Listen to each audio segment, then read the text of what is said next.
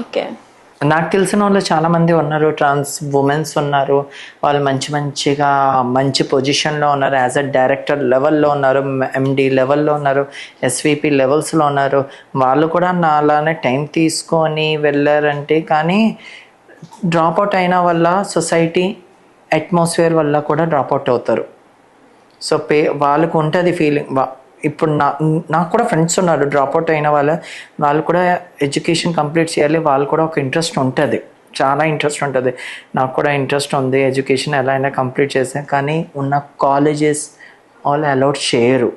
ఎందుకు మీలాంటి వాళ్ళకి మేము తీసుకుంటే మా కాలేజ్ పరువు పోతుంది ఇట్లాంటి థాట్స్. నేను ఇది నా వల్ల ఎవరైనా ఏ కాలేజెస్ అయినా కూడా చూసినా కూడా వాళ్ళకి ఒక రిక్వెస్ట్ చేస్తాను. సో ట్రాన్స్జెండర్స్ కూడా మీరు ఒక అడ్మిషన్స్ ఇవ్వండి, దీనిలో తప్పేం లేదు. ట్రాన్స్జెండర్స్ కూడా ఒక హ్యూమన్ బీయింగే కదా.